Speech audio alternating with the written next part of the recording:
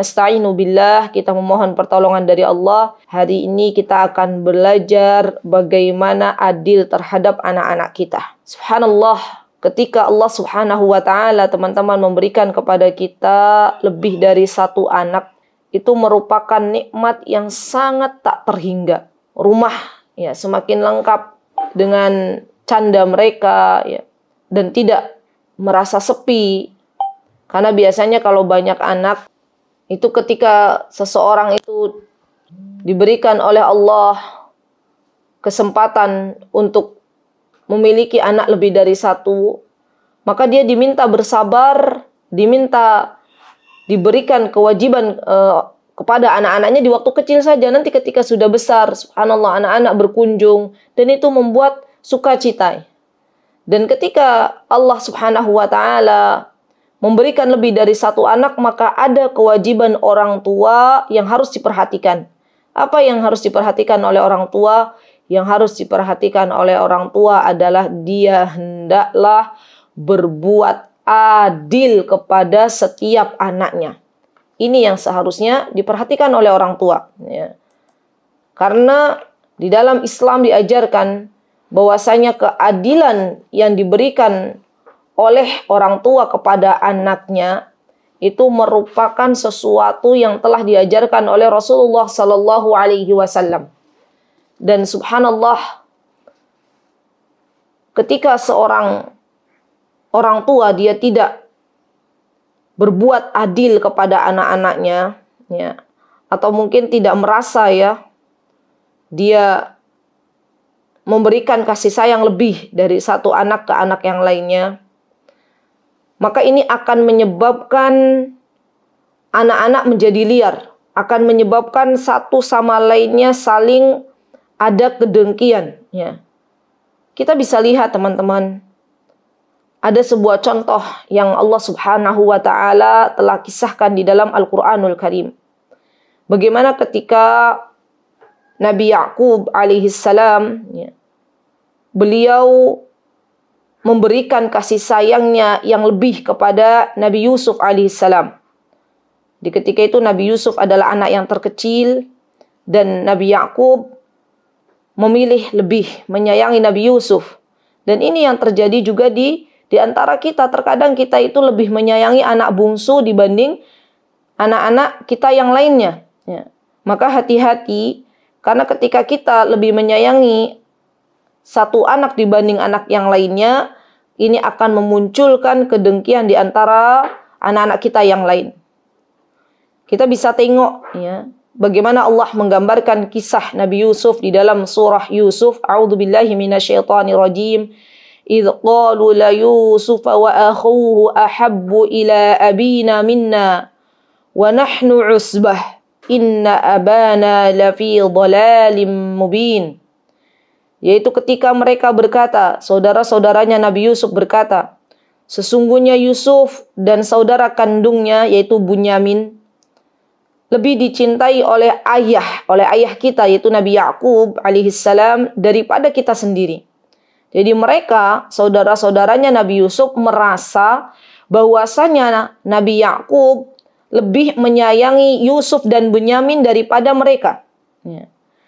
Padahal, kata putra-putranya Nabi Nabi Ya'qub, padahal kita ini adalah satu golongan yang kuat. Sesungguhnya ayah kita adalah dalam kekeliruan yang nyata. Subhanallah teman-teman, maka ketika rasa kedengkian itu muncul, ya, dan ini yang menjadikan celah bagi syaitan untuk akhirnya membisikkan kepada saudara-saudaranya Nabi Yusuf, membuat makar. Ya. Mereka meminta kepada Nabi Ya'qub alaihissalam untuk membawa Nabi Yusuf bermain. Dan mereka bermusyawarah apa yang nanti dilakukan kepada Nabi Yusuf, kepada adiknya yang terkecil. Maka di antara mereka ada yang memiliki sebuah ide, memiliki usulan. Kata mereka, bagaimana kalau kita bunuh Yusuf? Ya, uqtulu Yusuf. Awitrahuhu ardai yakhlu lakum wajhu abikum. Wa takunu min ba'dihi qauman salihin. Di antara mereka ada yang memberikan usulan, bunuhlah Yusuf atau buanglah dia ke suatu daerah yang tak dikenal, supaya perhatian ayahmu tertumbuh kepadamu saja. Dan sesudah itu hendaklah kamu menjadikan orang-orang yang baik. Dan hendaklah kamu menjadi orang-orang yang baik. Dan di antara saudaranya Nabi Yusuf tidak setuju kalau Nabi Yusuf dibunuh. Ya. Dia mengatakan, la taqtulu Yusuf wa alquhu fi ghayabatil jubbi. Fi ghayabatil jubbi yaltaqithu ba'du sayyarati in kuntum fa'ilin. Kata mereka, jangan bunuh Nabi Yusuf, tapi masukkanlah Nabi Yusuf ke dasar sumur supaya dia dipungut oleh beberapa orang musafir, ya, jika kamu hendak berbuat. Lihat bagaimana makar yang dibuat oleh saudara-saudaranya Nabi Yusuf kepada Nabi Yusuf yang kala itu belum masuk usia balik, dan pastinya Nabi Yusuf tidak memiliki kesalahan, ya. Itu hanya karena seorang ayah yang lebih sayang kepada putranya, maka yang menjadi korban diantaranya adalah putra terkecilnya, yaitu Nabi Yusuf alaihissalam. Maka akhirnya Nabi Yusuf pun dimasukkan ke dalam sumur, ya, dan ditinggalkan begitu saja oleh saudara-saudaranya, dan mereka mulai berbohong kepada Nabi Yakub. Ya, mereka mengatakan bahwasanya mereka telah melihat Nabi Yusuf, ya, diterkam oleh serigala. Dan nanti teman-teman bisa melihat atau teman-teman bisa membaca lebih dalam, ya, tentang kisah Nabi Yusuf. Tapi intinya, ketika seorang ayah, ketika orang tua itu tidak adil kepada anak-anaknya, ini menyebabkan kedengkian terhadap anak-anaknya yang lain. Dan termasuk di antara keadilan juga, teman-teman, ya. Jadi adil di sini, yang dimaksud dengan adil di sini itu bukan berarti kita sama rata dalam memberikan kepada anak-anak kita. Dalam pemberian, terkadang kita bisa membedakan antara anak kita dengan anak yang lainnya sesuai dengan kebutuhan. Kalau yang pertama Nabi Yakub tadi adil dalam kasih sayang, ya. Jadi adil terhadap kasih sayang itu adalah sebuah kewajiban. Tapi dalam hal pemberian, dalam hal hibah, dalam hal pemberian contohnya itu sesuai dengan kebutuhan. Misal kita punya anak, yang satu duduk di bangku TK, yang satu duduk di bangku SD, yang satu duduk di bangku SMP, yang satu duduk di bangku SMA, yang satunya lagi duduk di bangku kuliah. Maka dalam hal pemberian kita tidak bisa menyamakan antara anak yang masih duduk, ya, di TK dengan anak yang sudah kuliah. Karena kebutuhan mereka jauh berbeda, ya. Mungkin kalau anak yang kuliah dia banyak tugas, ya. Anak yang TK belum banyak tugas, maka berikan kalau dalam hal pemberian sesuai kebutuhan anak-anak kita. Ya, proporsional kita dalam memberikan hak yang mereka dapatkan. Ya. Jadi sesuai dengan porsinya. Ini yang harus kita garis bawahi. Jadi bukan berarti adil itu menyamaratakan, ya, tetapi sesuai dengan kebutuhan anak-anak kita. Nah, teman-teman yang dimuliakan oleh Allah Azza wa Jalla, kalau misalnya mereka semuanya misalnya sudah menikah misalnya, kemudian ada di antara orang tua yang akan memberikan pembantu atau pelayan, kalau anaknya sama rata, ya, dalam usia itu sudah sama, misalnya sudah menikah semua, maka ketika akan memberikan pelayan atau pembantu, maka berikanlah semuanya. Kalau satu memberikan, orang tua memberikan ke salah satu anak memberikan pembantu, memberikan pelayan, maka semuanya diberikan.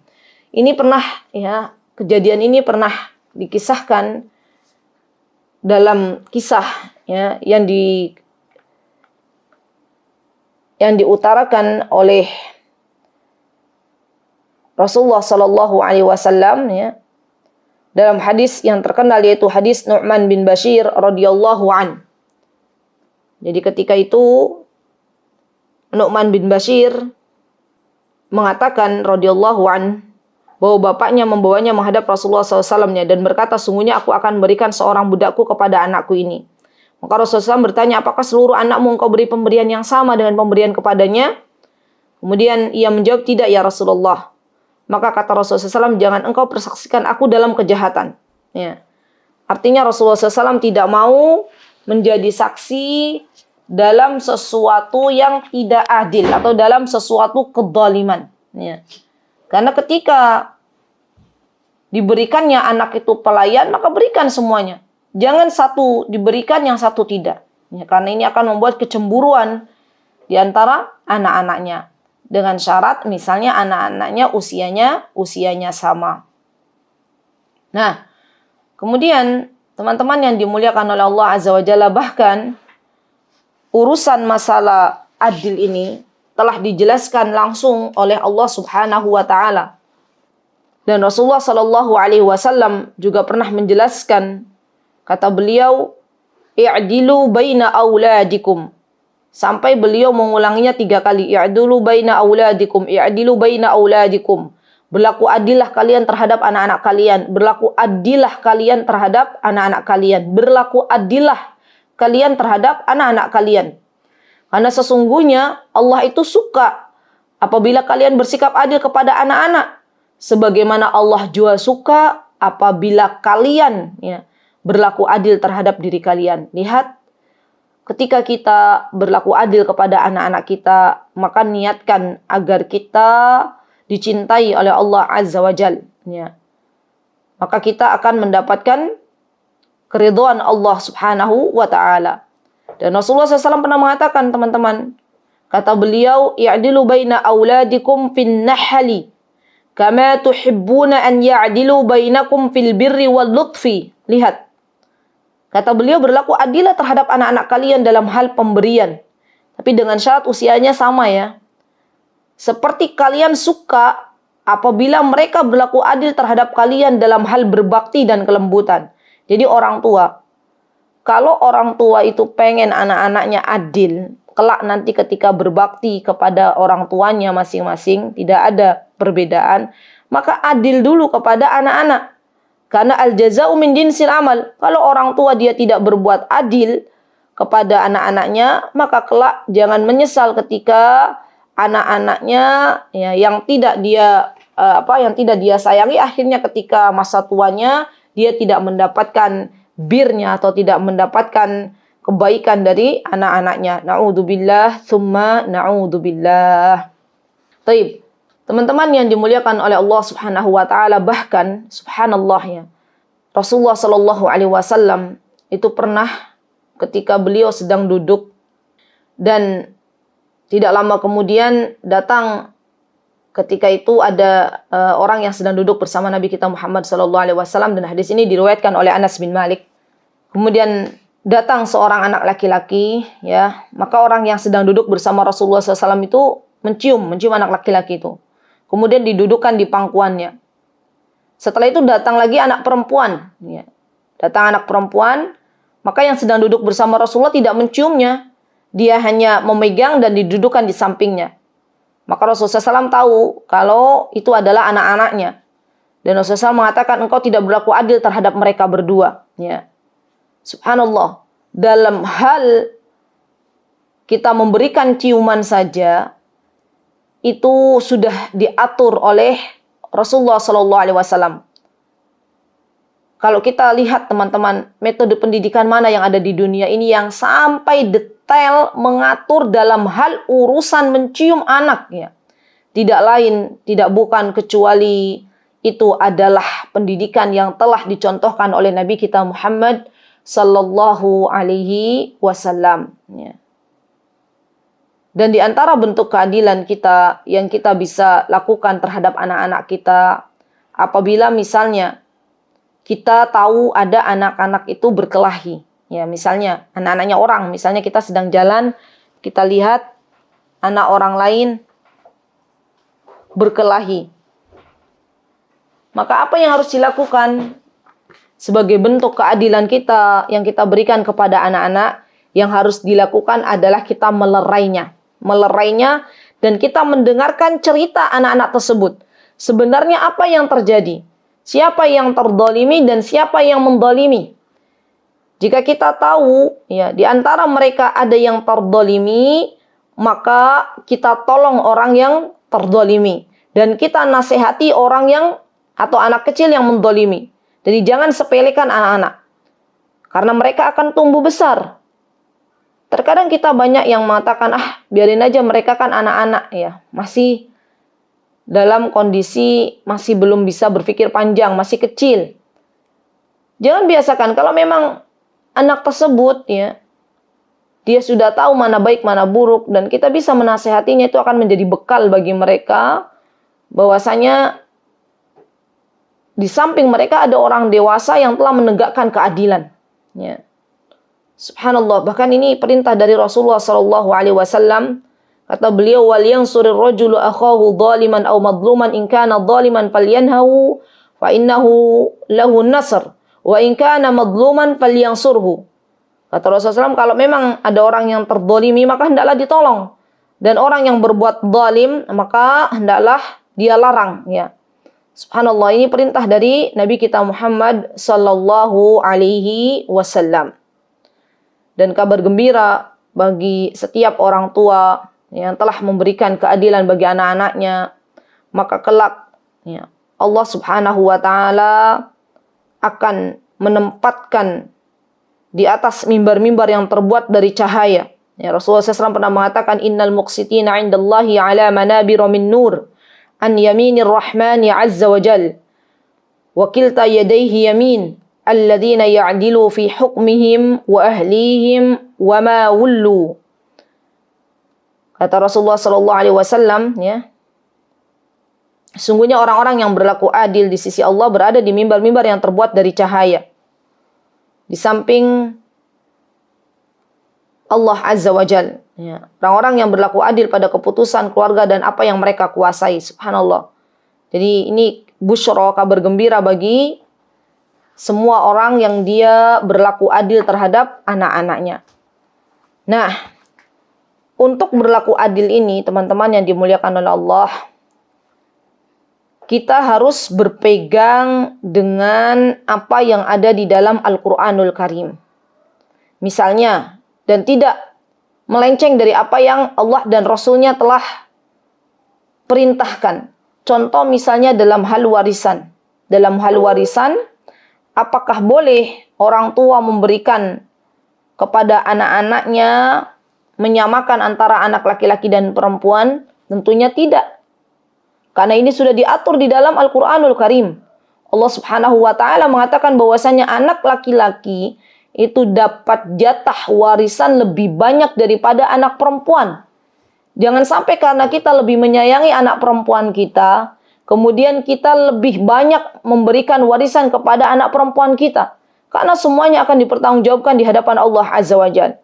Kita tunduk dan patuh terhadap perintah Allah dan perintah Rasulullah SAW. Karena banyak juga orang-orang yang mengatakan kita itu kan harus adil dalam hal pemberian.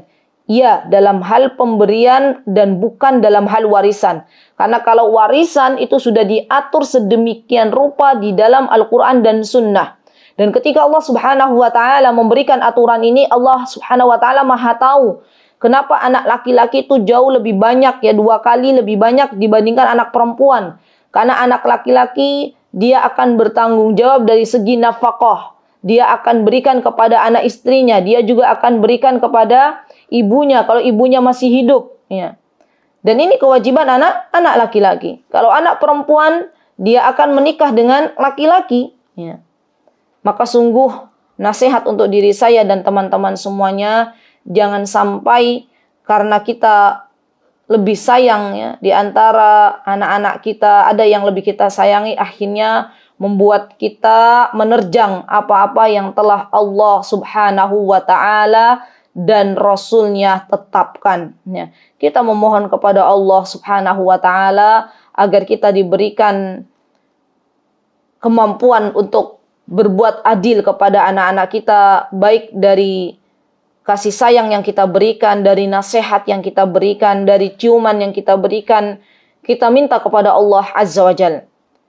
Dan ini adalah sebuah pemberian dari Allah Subhanahu wa ta'ala. Kalau ternyata teman-teman, seorang tua sudah semaksimal mungkin bersikap adil terhadap anak-anak, sudah berusaha nih semaksimal mungkin, tapi ternyata dia condong kepada salah satu anak, padahal sudah sedemikian rupa dia berusaha, tapi ternyata condong ke salah satu anak, ya, maka perbuatan ini ya, di hadapan Allah Subhanahu wa taala tidak termasuk dari perbuatan dosa. Yang terpenting orang tua sudah semaksimal mungkin mengintrospeksi dirinya untuk berbuat seadil-adilnya kepada anak-anaknya ya. Nah, teman-teman yang dimuliakan oleh Allah, ini adalah sebuah hal yang patut kita renungi ya. Sudahkah kita berbuat adil kepada anak-anak kita, atau mungkin di antara kita ada yang melebihkan anak-anak kita karena mungkin anak-anak kita diberikan kelebihan oleh Allah Azza wa Jalla lebih daripada anak-anak kita yang lain misalnya. Padahal jelas teman-teman, subhanallah, setiap anak itu pasti punya kelebihan. Terkadang karena kita terlalu sayang, akhirnya kelebihan anak ya yang kita sayangi itu jauh lebih banyak yang kita lihat daripada anak-anak yang tidak kita sayangi. Kalau kita lihat lagi, subhanallah, anak-anak yang mungkin tidak kita sayangi, itu banyak sekali kelebihan yang dimilikinya. Tapi karena mata kita sudah tertutup, ya, kita lebih misalnya mencintai si bungsu daripada yang lainnya, maka yang terlihat kebaikan banyak sekali dari si bungsu. Tapi tidak dengan anak sulung misalnya, atau anak pertengahan. Padahal semuanya Allah telah berikan kelebihan masing-masing. Dan ini tugas kita ya masing-masing, memohon kepada Allah Azza wa Jalla agar kita diberikan kemampuan untuk berlaku adil kepada anak-anak kita.